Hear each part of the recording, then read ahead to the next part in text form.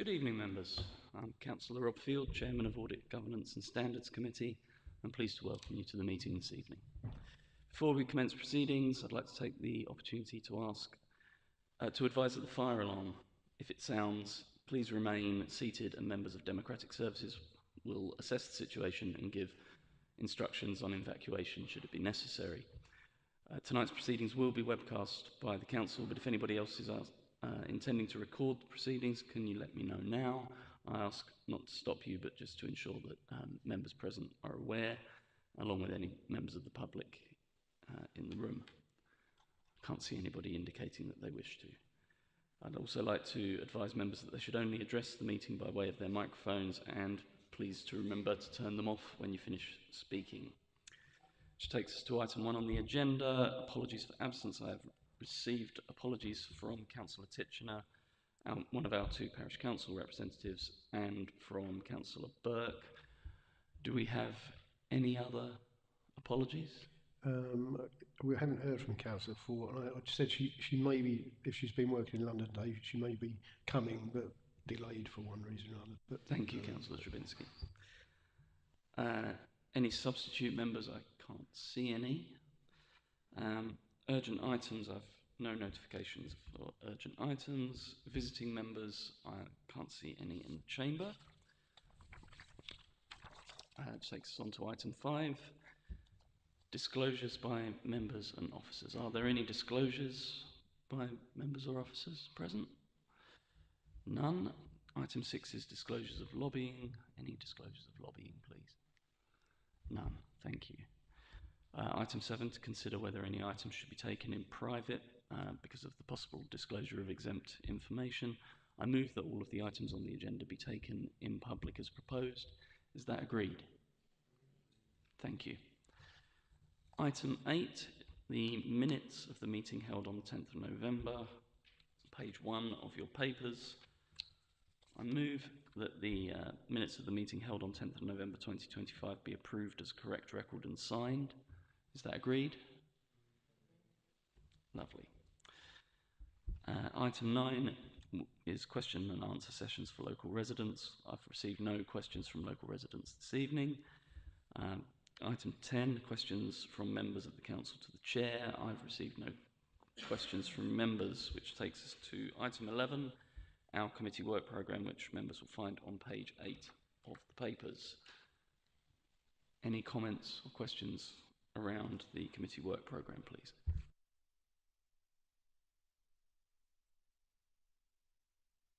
No indications, so we'll move on to item 12, which is the External Auditor's Progress Report for 25-26, for which we are joined by representatives from our External Auditor at Grant Thornton, so thank you very much for coming along. I call upon Adrian Lovegrove, Head of Finance, to introduce the report. Thank you, Chair. I'm going to do a very quick pass to the left because the experts are here, so I shall pass to Sophia and give us the update. Thank you. Good evening, members. Sophia Brown, Key Audit Partner with your External Auditors, Grant Thornton. Sanya is going to take you through our progress report. I think I just wanted to flag to you page 20 of the report. I think it's 32 of the papers. There is a slide there talking about our webinar that we're holding for audit committee members on the 10th of February. Invitations have been sent out, so if you're keen to join but you haven't seen an invitation, then please let me know and I can send it on to you. I think I've sent it to the chair. Right, okay. Yeah? Okay. Handing over to Sanya. Good evening, everyone. I will take the progress report as read by the committee members. We are currently developing plans for delivery of the financial statements audit for the year ended 2026, taking into account the statutory reporting deadlines of 31st January 2027 for 25-26 financial statements and 30th November 2027 for the 26-27 financial statements. Whilst this may result in some adjustments to the timing of the Council's 2025-26 audit, we expect the schedule to broadly align with the delivery of the 24-25 audit. The planning phase of the 25-26 audit will commence in February and an audit plan will be issued in April. The audit findings report and auditor's annual report will be issued in September 2026 as indicated on page 6. The rest of the report contains our sector updates. Happy to take any questions. Thank you. Thank you very much. Are there any questions for our external audit team? Yes, Councillor Cooley. I was wondering when we might be briefed on how it's seen that we'll handle the change in timetable for the following financial year, when, if I remember rightly, the deadline's pulled forward to November from January. Are we already comfortable at the pace that we're going through this year for 25-26? Are we comfortable that in the following financial year we will be able to hit November? If not, when will we get your thoughts on what improvements, whatever that means, may need to be made? Thank you. So I'll take that from the audit perspective. I think the fact that the 24/5 accounts were delivered by the 30th of September deadline puts the council in very good stead going forwards.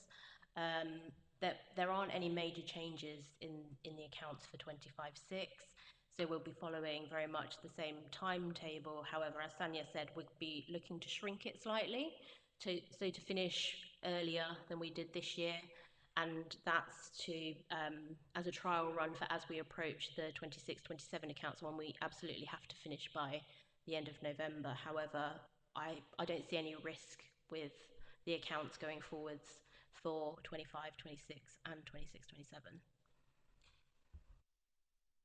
Thank you. You want to come back, Councillor Cooling, or? Thank you very much. And compared to a couple of years ago, I think we would all say very well done to yourselves and to officers for getting us on the right side of deadlines. Second question, if I may. I think I spotted in there a number of key questions that you suggested the audit committee might like to ask of officers. I haven't digested them, but perhaps I will ask whether, Mark, should you consider offering answers to the, I think there are about 10 key questions, a dozen key questions. Are we okay as a council in being able to answer them through officer knowledge? Thank you. Thank you, Councillor Cooling. Certainly, we feel confident that we could address the questions. I think it's part of the role of the Audit Committee to challenge us in that way, so we always welcome members questioning us, taking an active part in meetings like these. So rather than just give a blanket assurance that everything is okay, I'd be very happy to answer specific questions that members may have.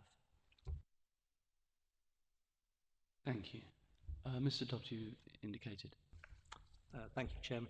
I think, if memory serves me right, when we had one of these reports from the external auditor previously, there was a technical delay in concluding the 24-25 audit owing to some issue with the whole of government accounts. Has that now been resolved? No, not yet. So I've only recently issued the audit certificate for the 23/4 accounts, and that went up onto the authority's website in the last few weeks. So we are waiting for the NAO to let us know that the 24/5 whole of government accounts are able to be signed off also.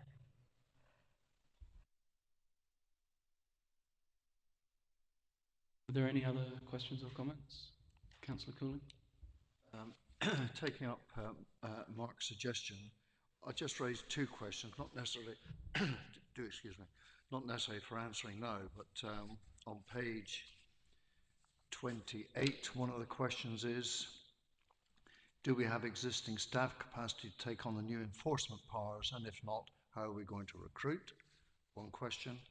And then on page 30, can we map the link between decarbonisation and net zero spending and tangible outcomes such as job creation, economic resilience and community well-being? So if I'm the only one, fair be it, so be it. But as example questions, I think it'd be good to hear what officer response is to those two as sample questions. Thank you. Thank you, Councillor Cooling. Those are quite specific to the service areas concerned, so we'll get answers to them from the officers and feedback probably in writing to the committee on those.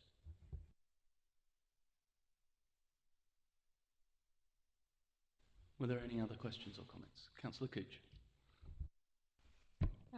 It was only a quick one just because Councillor Cooling brought it up, but I was going to say that it's just good to see that net zero is included as a key business case for the council in the audit report, and it's just nice to see that that's included. That was what I was going to say. Thank you.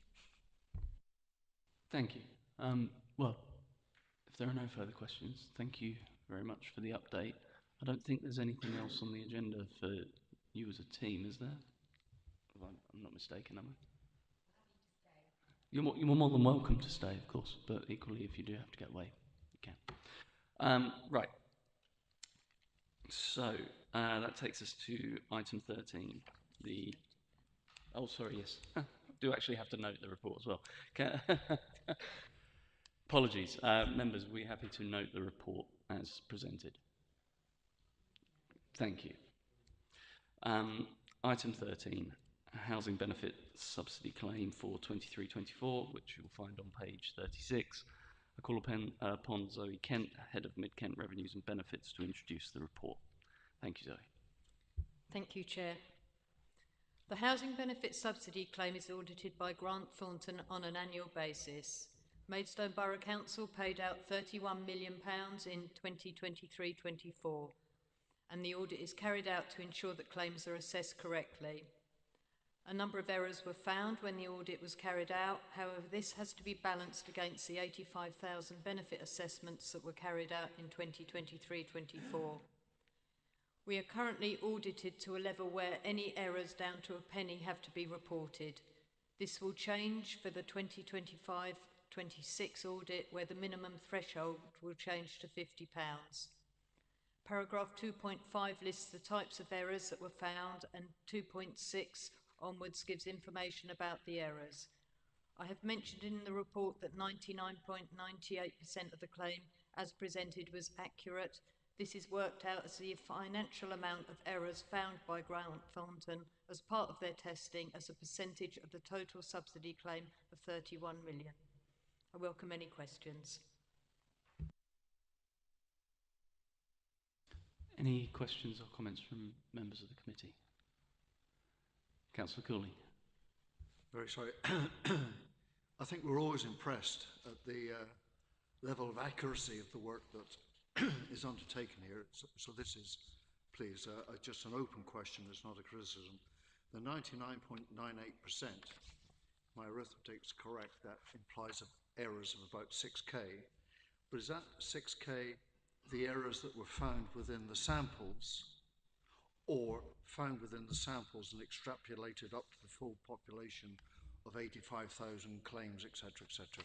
Is it just what was found? Thank you. Thank you. Yes, it's just what was found. It isn't the extrapolation. I could in future give it as the extrapolated amount, but it's the actual amount of errors. I think it would be useful if we could in future have the extrapolated position. Thank you. Any other questions or comments? Okay, so the committee is asked that we note the report. Are we happy to do so? Thank you. So that's agreed. Moving us on to item 14, the fraud and compliance team update, which starts on page 58 of your papers. And I'll call again on Zoe Kent, Head of Mid-Kent Revenues and Benefits, to introduce the report. Thank you, Zoe. Thank you, Chair. This is the annual update on the work stream carried out by the fraud and compliance team. The aim of the team is to support the Department for Work and Pensions in any investigations that they carry out linked to housing benefit fraud. They also carry out a rolling review of council tax discounts, such as single person discounts, as this has a value in excess of £18 million. They also review business rate reliefs and council tax support claims. Table 1 gives a summary of the savings generated for Maidstone. I'm happy to answer any questions. Thank you. Are there any questions from members? Councillor Cooling? My apologies. Page 62, there is a table, and it's just an open question. When best part of 238k is put against single person discount, is that the positive outcome of your work, or is that a statement of how much money is given on single person discounts? Would that figure be any different if you didn't do your checking, whatever that means? Thank you. That's the amount of single person discount errors we've found, the amount that's been removed from people's accounts, the £238,000. So we do rolling reviews, and so it will go up and down every year dependent on how many errors we find. I personally am, well done, I'm personally staggered at how much was, am I going to use the right expression, wrongly claimed. I'm absolutely staggered that it's that amount, but well done for unearthing it. And can I just check as a second question, I probably don't fully understand it. Under retriever in that table, there's 420k. How much of that was actually received into the council's coffers? Thank you. I can add that to my report for next year for you. That would take a bit of work because we know where we've traced people, but actually to go through each account and find what money we'd got back. But I'm sure we could do it if we get the account numbers and look at that. I'd say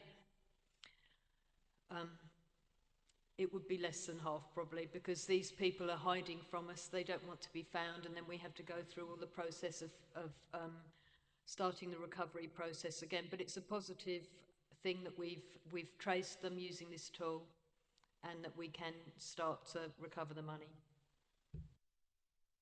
I think, again, I find that very, very positive that it's anywhere near half. It strikes me it might be worth it 1 year actually confirming it's a half, or is it a quarter, or whatever, because at a certain point is it worth the effort. But for half, again, well done. Well done.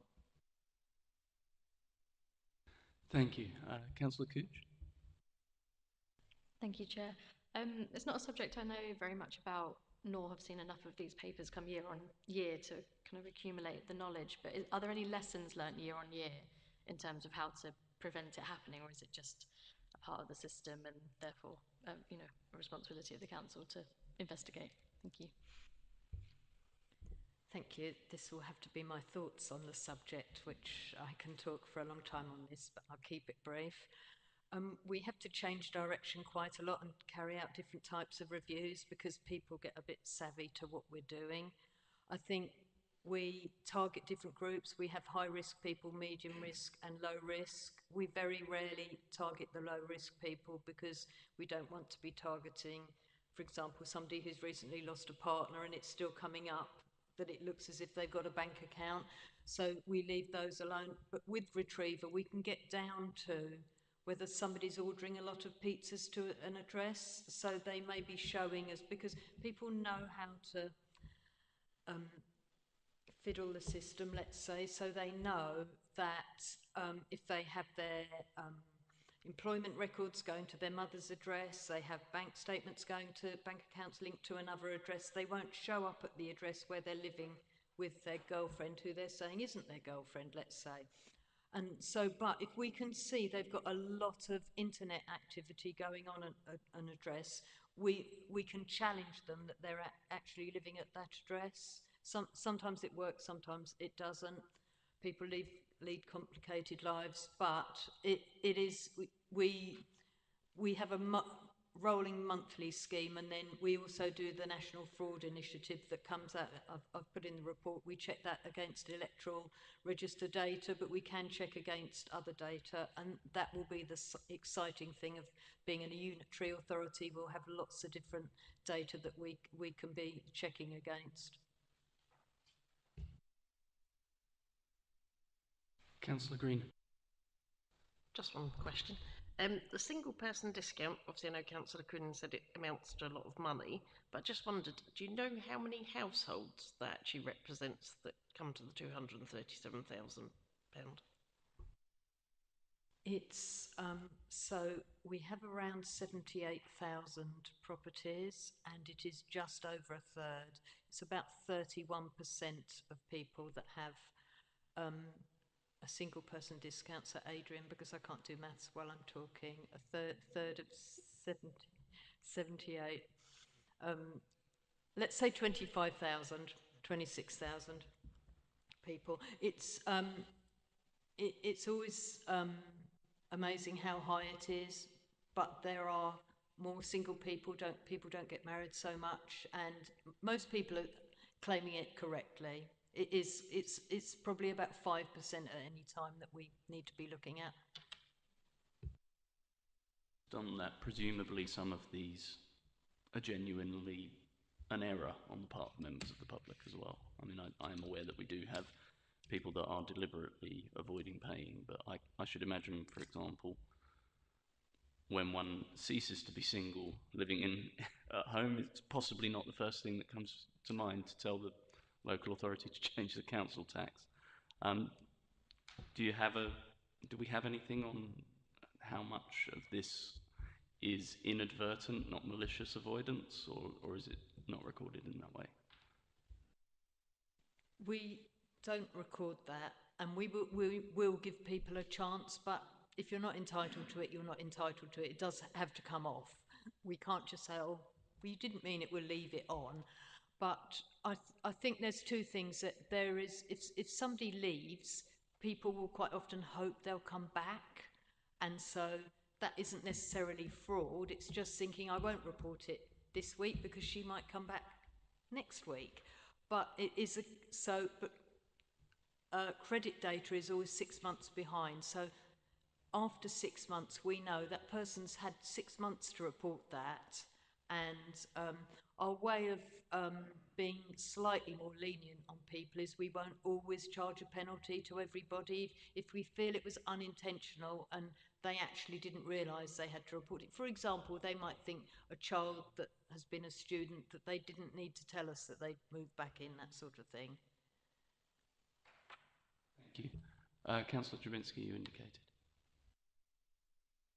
Thank you, Mr. Chair. I don't want to open a can of worms, but it did sound a bit like Big Brother's watching you. How do you get hold of someone's having their bank account sent to that address and they're having something else sent to another and another one? I mean, it does sound a bit like, wow, Big Brother's watching you. Where do you get that information from? Can you answer that, or is that confidential? So we wouldn't know that somebody was having their bank statements sent somewhere else. We would just know that they weren't coming up at this address. But under this credit history, it is showing that this person has a lot of internet activity at this address. Now, if it's just looking up trees of the local area, you know, we won't be picking up on that. It is that they're using a bank account at that, you know, a bank card through the internet at that address and ordering a lot to come to that address. And food, they're probably there eating it. It's not that they're using that address as a safe address to have parcels delivered to, let's say. But we're not watching lots of different addresses for them. You're still getting their financial information activity through credit agencies and okay, thank you. It's part of protecting the public purse. And there you go. So a little more Big Brother than perhaps one might have anticipated. Councillor Barwick. Yeah, are there many that you have to take to court to retrieve the money? It's about, we summons around 8,000 or 9,000 people a year, so that sounds quite a lot really. There's the people that won't pay, and there's the people that can't pay, so they're two different groups really, but that's slightly separate to this. But with Retriever, it is that people are trying to hide and not pay us. Councillor Drabinski. Thank you, Mr. Chair. Do you also look for people who've overpaid and then voluntarily return the money? We try very hard to return the money. We send them letters out saying you've overpaid and send us your bank details. Unfortunately, we're in a very difficult age now of people being scammed, that when we ask for people's bank account details, we can't phone up and say, what's your bank account details, so that we can refund you. It's got to go out in a letter, and then still sometimes people don't supply them. So then we can write it back, the money, and then if they reappear, we can always repay it at a future date. But yes, we do hold credit balances.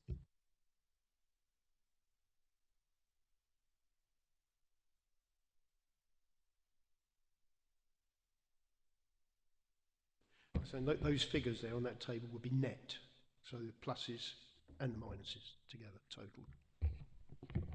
I wouldn't say it was net off that total. That would be net off the total amount of arrears, which is a completely different, larger figure than that.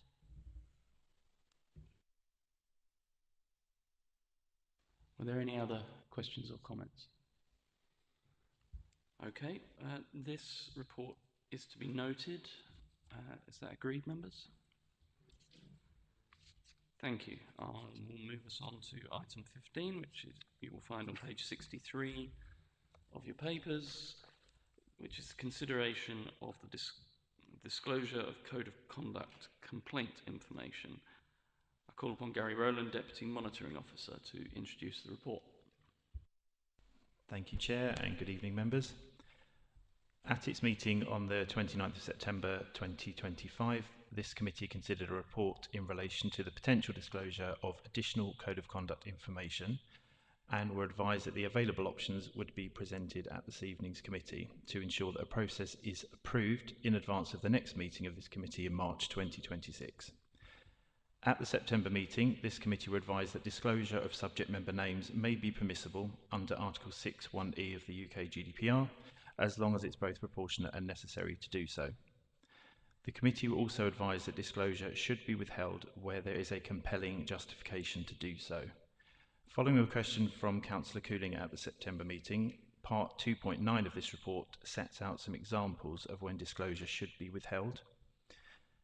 The available options set out at Part 3 of the report. The preferred option is at 3.1, that information be disclosed in closed session in cases where allegations of a breach are upheld at hearing stage or otherwise, and that the monitoring officer, in consultation with the chair of this committee, may agree on which complaints should be withheld or redacted prior to disclosure. The other options being that information be disclosed in open session, or that there should be no revisions to the current process. Option 3.1 is recommended as it ensures that the committee are provided with further details of complaints as requested, whilst mitigating any potential risks associated with the disclosure of information publicly. Thank you, and happy to take any questions. Thank you very much. Any questions or comments on the report? Councillor Cooling? A question first. Can I just check my understanding of closed session? Would it be this session with the cameras off? What is meant by the closed session? So yes, a closed session is when we are no longer meeting in public. Any members of the public that are in the chamber would be asked to leave, and the broadcast is stopped. Thank you. If I may. Yeah, please do. Well, thank you for this. First, on the bottom of page 65, the very last sentence, it is not advisable to disclose the names of the complainant under any circumstances. I would challenge that, because if there is a complainant who is a serial, vexatious complainant, surely one of the penalties that complainant should incur is that his or her name is somehow publicised. So that's my first question. Can you really defend, under any circumstances, not being able to disclose? That's my first question. Mr. Rowland, we have a vexatious complainants procedure, do we not? Perhaps if you could. Yeah, so take us through. thank you, Chair. So I would say, Councillor Cooling, that in the case of vexatious complainants, it would be a matter that those complaints wouldn't actually be progressed in the first place. And I think if we were to try to justify the release of complainants' details in accordance with UK GDPR, I do think that it would be a lot more difficult to justify. You know, when we're looking at member disclosure rather than members of the public. Understood, but I would suggest that any complaint, vexatious or otherwise, takes up officer time. So I would ask you to explore GDPR, which is the bane of our lives to a certain extent, to see whether in certain circumstances, vexatious complainants of repeated behaviour, some way of embarrassing that person into not taking officer time. So it's just an observation. Over the page, where am I? Yes, paragraph 2.8 on page 66. I mean, if I had a vote, I'd be voting for 3.1 as you recommend, as a trial period. But I would ask that if there's grounds for withholding, those grounds are declared and recorded. And there's a summarised account, i.e. you can't just kill it in closed session. There's some track record of why details are withheld, why this, why the other. So is that reasonable? Closed session 3.1, but with a footprint or a fingerprint of what has gone on or why something's been withheld. Thank you. I think that's entirely possible. I think the assurance for the committee is that part of the assurance for the committee is that there will be a meeting between the chair and officers prior to each meeting around how each item is to be discussed and any key points. So myself or any future chair will be representing the interests of the committee to officers in those discussions. I think the key thing that, as chair, I will be mindful of is the key term here is necessary and proportionate. Yeah, so that will be the guiding principle in this. Just to come back very briefly, my own experience of vexatious complainants at this authority, there is a process. We have had over the years that I've been involved with Maidstone Borough Council the occasional vexatious complainant. Senior management team communicate quite clearly with councillors that this individual has been identified as a vexatious complainant, and then there is a phased approach for how that complainant will be dealt with in terms of how they are entitled to communicate with the council. For instance, they're not to simply turn up and berate front office staff and so on and so forth, and it can ultimately get to the point where they're not allowed to communicate on issues where they have found to be vexatious, but it is a robust procedure that is followed when necessary. Are there any other questions? Councillor Cooch. Thank you, Chair. I was just wondering if I could get a bit more context from officers in terms of, and it's down to my poor memory of how the conversation went across the committee in the meeting where this was requested. If it hadn't been requested by this committee, would you be recommending it as officers? And is there precedent across other audit committees for it to be disclosed in a closed session in this way? And then as a result of that, what actually is the benefit to members of this information being disclosed to us? What are we going to then do with it that would change the way we operate as an audit committee at the moment? Thank you. I would probably say, had it not been requested, it would likely have continued as as it was going previously. I will say this isn't a particularly radical approach. There are authorities around the country that do similar. There are some that withhold all information. There are some that provide some information. So we certainly wouldn't be the first authority to do so. I can't really answer the question as to what you, as councillors, would do with the information, but I think it is proportionate and reasonable to suggest that as members of the committee, that there is a strong argument that you should be aware of who who is having complaints made against them that are going past the initial rejection stage. Councillor Cooley. It's just an observation. I have not got a vote, but if I had a vote, I'd be suggesting that it is option 3.1, but a review is actually diarised, I'm going to say for a year's time, to see how that's gone and whether or not there should be a move to open session. So 3.1 forever, if I had a vote, I'd have a problem with. I'm very happy with it to start with. I would be very happy to start, but then I'd recommend that it is reviewed in terms of performance and a degree of satisfaction in a year's time. Thank you. Can I ask, because I know we have a regular update on what has happened around code of conduct, so perhaps if we could just fold in a reminder when we receive those reports of how many times it was drawn to our attention, so that we can contextualise what's happening. I think that might cover that. Yeah, we're happy to do that, Chair. That's absolutely fine. Thank you very much. Were there any other questions or comments on this? Okay, so this is a report for decision.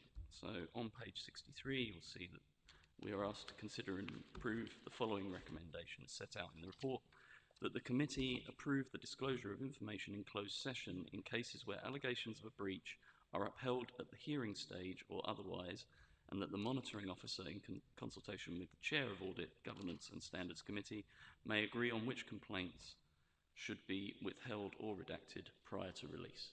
Is that agreed as a recommendation? Thank you.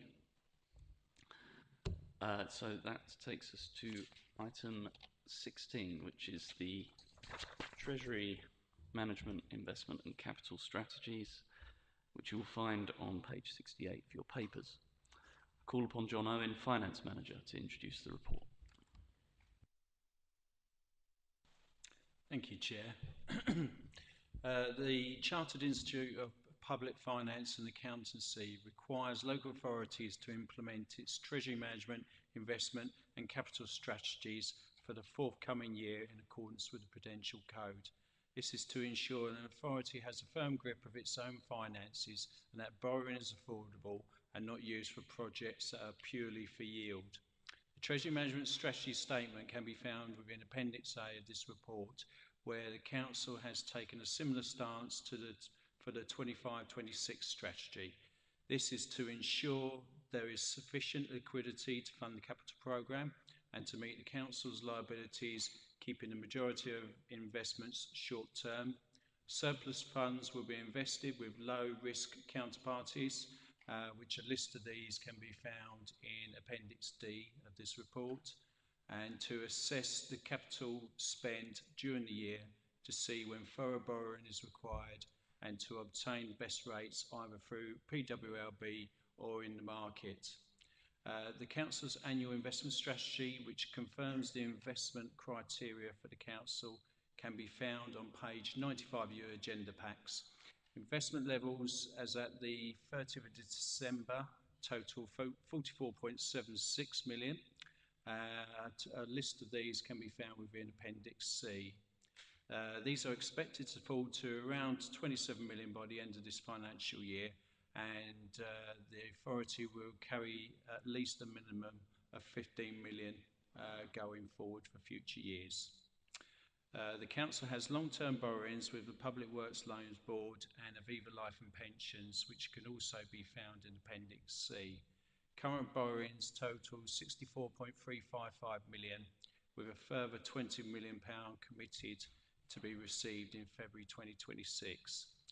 The Council is estimated to require external borrowing of up to 236 million over the next 10 years to fund the draft capital programme.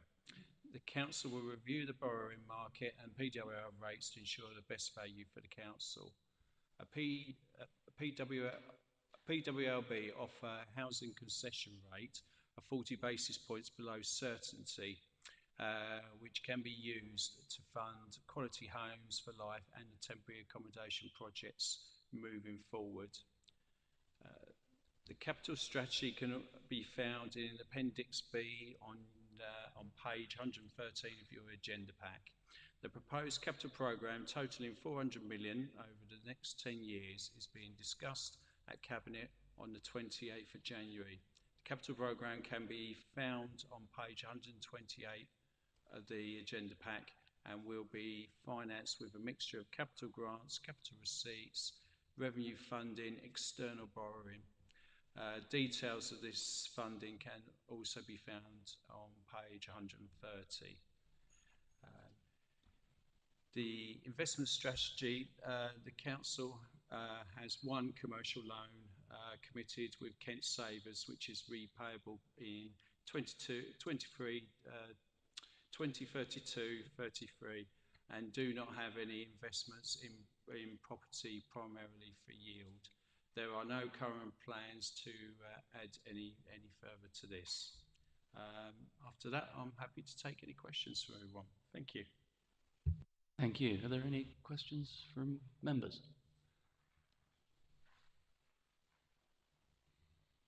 Mr. Dobbs.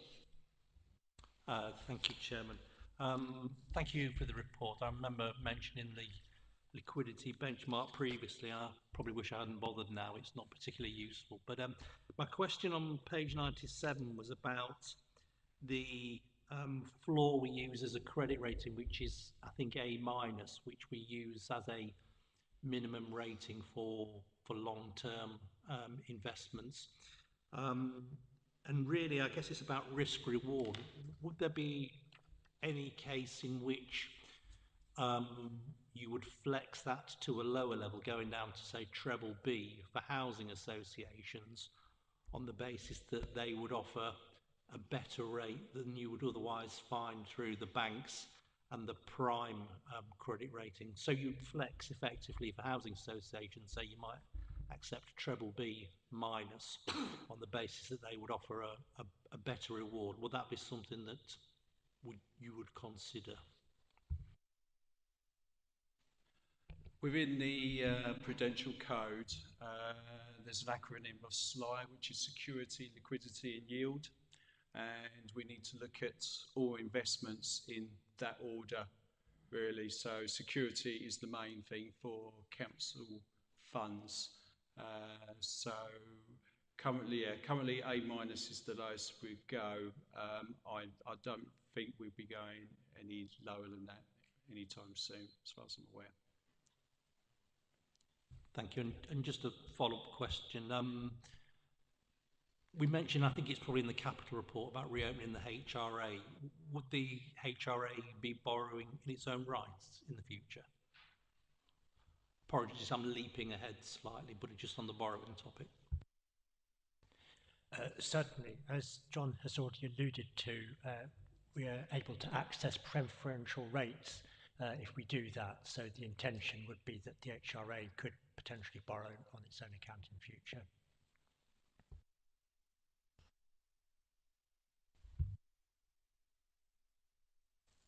Councillor Cooling. Thank you. HRA, that's the entity which will hold the houses and whatever. Fine. Referring, by the way, the tutorial earlier was very, very helpful. Thank you. I heard in that at a certain point of time when HRA gets moving, gets on the road, self-standing, that the accounts and reports for, is it the rump of the borough or the main part of the borough, would have the HRA over there, and that would be the rest of it. Given that this may or may not happen in 2 or 3 years' time, I mean, as I mentioned earlier on page 83, when I look at the percentage of net revenue stream taken up by cost of capital, going up from 0.49% up to 12.1%, I would be slightly alarmed. But then when I understood that this HRA would be set up and be self-standing with its own risk, etc. Fair enough. But shouldn't these figures, when they're presented to full council, could be presented in this form, but shouldn't they also look forward at the alternative form, which is HRA notionally in place and the rest of the borough, to actually put, maybe I'm the only one, people like myself, who look at this percentage of capital costs against net revenue stream going through the roof, it would actually put that into context, saying HRA's over there, and I'm assuming then this profile for the rump of the council, let me call it that rudely, the rump of the council, this would come down dramatically as a percentage. Is this not a presentational issue that should be considered before presenting the forward 5 years to full council for voting, to help my understanding, their understanding? Thank you. Sorry for the rambling.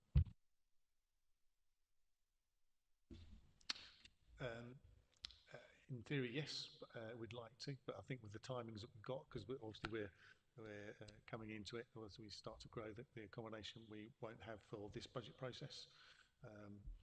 But we are definitely going to have to do something, as you said, going forward, because as part of the budget process, we'll definitely have to split them.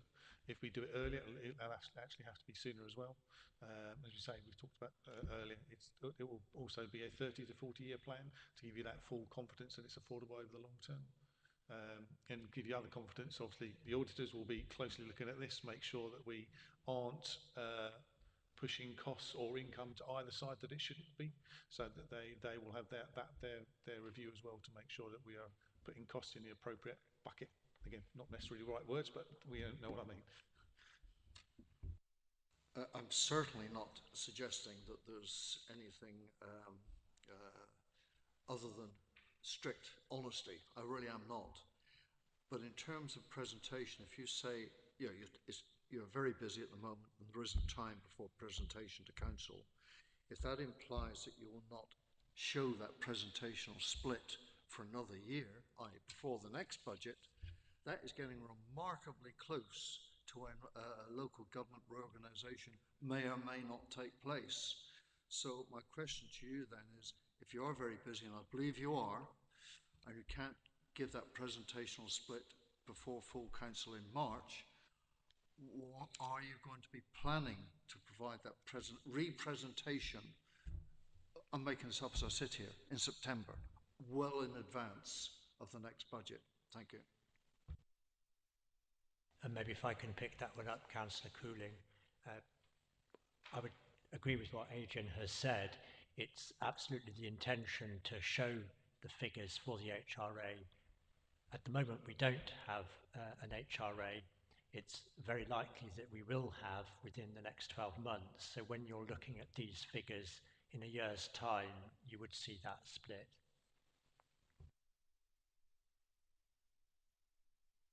Thank you. Are there any other questions or comments? Okay then. So the purpose of the report is to for us to commend per the recommendation on page 68. The recommendation is as follows. Firstly, that the Treasury Management Strategy for 26-27, attached as Appendix A to this report, is agreed and recommended to Council for adoption, subject to any amendments arising from consideration of the capital programme by Cabinet at its meeting on the 28th of January 2026. And secondly, that the capital strategy for 26-27, attached as Appendix B to this report, is agreed and recommended to Council for adoption. We've not proposed any changes in the debate, so I'll ask if those two recommendations are collectively agreed. Thank you. So that takes us to item 17, final item on the agenda, which is the Budget Risk Assessment Update. You will find that on page 141 of your papers. I call upon Mark Green, Director of Finance and Resources, to introduce the report. Thank you, Chair. This is the report that I bring to each meeting, setting out the budget risks facing the Council. And there's one change in the format that you'll see here, which is that we now show both mitigated and unmitigated risks in the report. So you can see the effect of the actions that we're taking to mitigate the risks. So far as the report itself is concerned, there are three things that I'd like to particularly draw your attention to. The first is the position in the short term, so far as delivering against the budget for the current financial year is concerned. And I can report good news on that, in that we're currently projecting an outturn within a couple of 100,000 of the budget. So the risk in the short term of failing to deliver the budget is very low indeed. Looking to the future, one of the risks that we have had for the past literally years has been about uncertainty about government funding arrangements. And with the FAR funding review and the financial settlement that was announced just before Christmas, that risk has gone away in the sense that we do now have certainty about what the government is planning for local authority funding for the next 3 years. So that's good. What's not so good for district councils like Maidstone is that because the focus of the Fair Funding Review has been to push funding towards where the greatest need is seen to be, which is not in district councils like Maidstone, what we'll see over the next 3 years is increases in our funding, which the government measures through core spending power, is the term they use, but those increases will be less than the rate of inflation. But at least we have that certainty now, and we can plan for that. And there is one other point that is helpful to us, which Councillor English mentioned at our last meeting, which is that we will benefit from the packaging grant that we get because the government is recycling the levy that it imposes on packaging producers. So that will help to sweeten the pill in the short term from the Fair Funding Review. So that risk has gone, but we do have the challenge of managing within more constrained budgets. And the final thing I wanted to talk about was local government reorganisation, which we flagged as a risk since it was first proposed just over a year ago. And as the report explains, there's two parts to this. We have the challenge of running the council over the next couple of years, because it probably will be just a couple of years until 1st of April 2028. So there'll be the distraction of planning for local government reorganisation. There'll be potentially greater difficulty in recruiting and retaining staff. So we have all that to deal with. What's not dealt with in the budget risk register, because this is more of a risk for the community as a whole, is reorganisation itself, which does mean a major upheaval in local government in Kent and in fact in two-tier areas across the country. And members of the council will have seen in the report that went to Cabinet and Council in November the very big impact of that, very significant one-off implementation costs, which will eventually, it's projected, be recouped, but that's over a period of 5, 6, 7 years. So major impact from local government reorganisation, and certainly some risks for us in continuing to deliver services, which has got to be the priority of the council over the next couple of years. So I'll leave it at that, but as usual, very happy to answer any questions that you may have. Thank you, Mark. Just from me, thank you for the alteration to the report so it shows mitigated, unmitigated.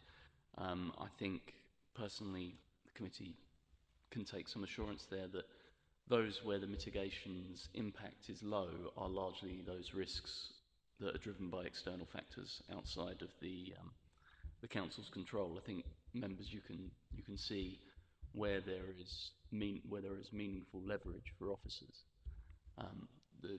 The risk profile falls significantly across most of the risks. So I think that helps a great deal with the context. So thank you for that. Are there any questions from members of the committee on the report?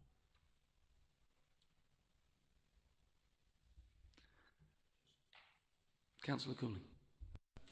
Mark, your comment on page 145 towards the bottom, suppliers are unwilling to commit to long-term contracts with the council. Is Maidstone experiencing that already, or I'm assuming your major contracts have got quite a bit of life in them, but presumably your legal department and whatever government comes out with in terms of guidance for the shadow authorities, there must be a contractual device, a legal device, which would give the suppliers confidence to contract with you, even if it's novated, signed or whatever, to the ultimate reorganisation. Thank you, Councillor Cooling. You're absolutely correct in that all contracts of the council will novate to a new authority. So on the face of it, that should give a supplier assurance that the new authority will keep to the contract that's been entered into.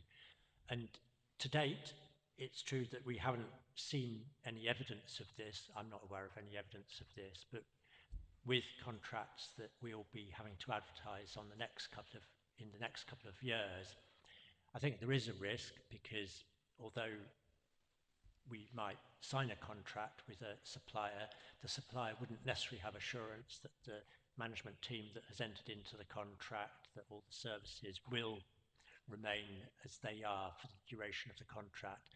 So I think we'll have to see how it goes with contracts that we let over the next couple of years. And we have a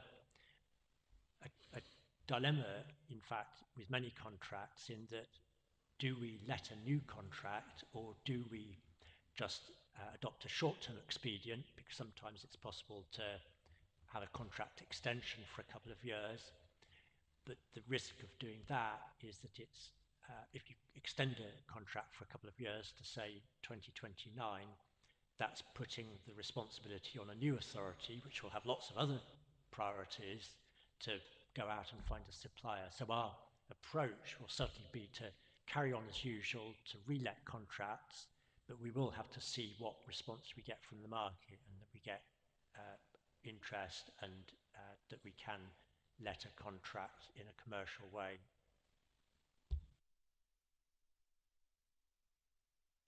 Are there any other comments or questions on this item? Right, thank you. So, per the recommendation on page 141, we are asked that the Audit, Governance and Standards Committee notes the updated risk assessment of the budget strategy provided at Appendix A. Is that agreed, members? Agreed. Thank you. So, with that, I declare the meeting closed. Thank you.